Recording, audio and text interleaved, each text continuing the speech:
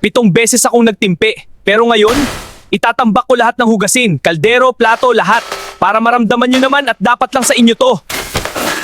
Tinambak ko lahat ng plato at kaldero sa lababo bago ako lumayas sa bahay ng girlfriend ko dahil hindi ko na kinaya ang ugali ng mga anak niya. Hi, Venture. Tawagin niyo na lang ako sa pangalang Agapito, 35 years old. May live-in partner ako. Tawagin natin siyang Althea, 40 years old. Training officer ang work niya. May dalawa siyang anak na babae, 15 at 17. Matatalino sila at aminado akong nahirapan akong pakisamahan sila nung una. Hindi ako ang tunay na ama at ramdam ko yon araw-araw. Pero pinili kong magstay para kay Althea. At kung mahal mo ang isang tao, you try your best to love what comes with them, even if it means losing parts of yourself. Sa loob ng bahay, hindi ako palautos at hindi rin ako reklamador. Ako ang bumibili ng groceries twice a week and ang partner ko ang nagbabayad ng bills. Wala naman akong problema sa mga anak niya dahil masipag sila mag-aral kaya hindi ko sila masyadong nakikita sa loob ng bahay.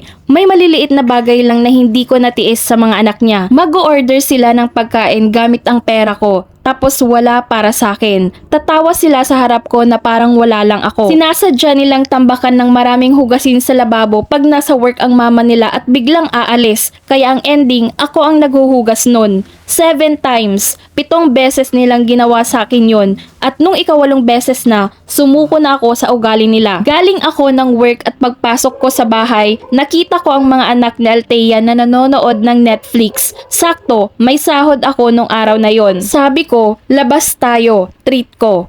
Wala pa ang partner ko that time dahil tulad ng dati, overtime na naman siya dahil end of the month. Kaya nung tinanong ko ang dalawang anak niya kung saan nila gustong kumain, hindi na sila nagdalawang isip.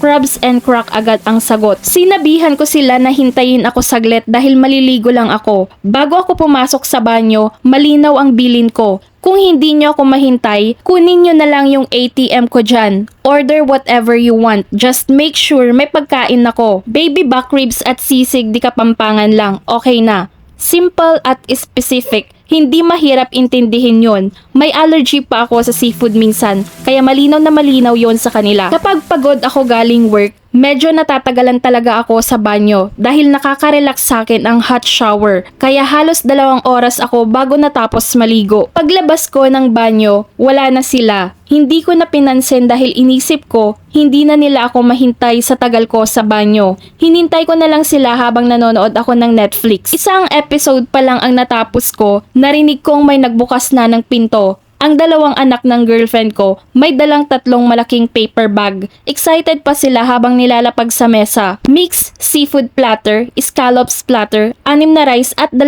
tub ng ice cream. Tiningnan ko yung food isa-isa. Hinahanap ko yung para sa akin. Wala. Kahit isang ulam, wala. Ni kahit anong pwede kong kainin, wala. Yung ice cream, ayoko kasi inuubo ako nun. Tinanong ko sila agad, nasaan yung para sa akin?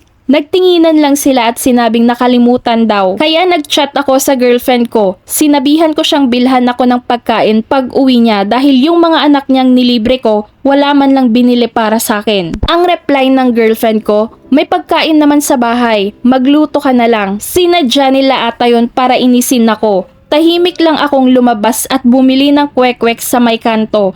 Habang kinakain ko yon sa gilid, napapaisip ako. Isang lalaking gumagastos para sa iba pero kwek-kwek lang ang kaya niyang bilhin para sa sarili niya. Ang ironic, tinapos ko na lang kainin yung kwek-kwek para makabalik na ako sa bahay. Dumiretso agad ako sa kwarto at natulog. Hindi ko na hinintay ang girlfriend ko sa sama ng loob. Paggising ko at paglabas ko ng kwarto, wala nang tao. Nasa work na ang girlfriend ko at ang 2 anak niya ay nasa school na.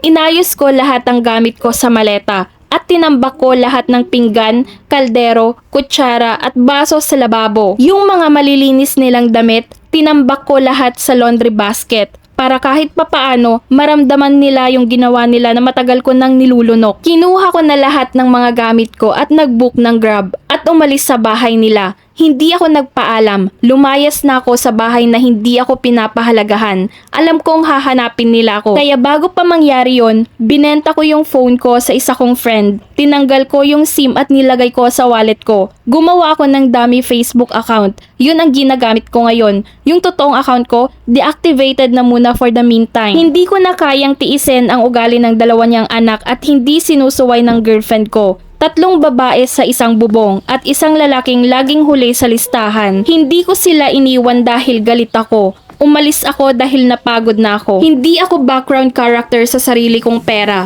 Keep your plates full. Ako, mas pinili ko nang hindi na kayo kasama kahit isang subo. Busog man kayo sa pagkain. Ako naman busog na sa katotohanan na hindi ako para sa inyo at lalong hindi na ako babalik sa ganong trato.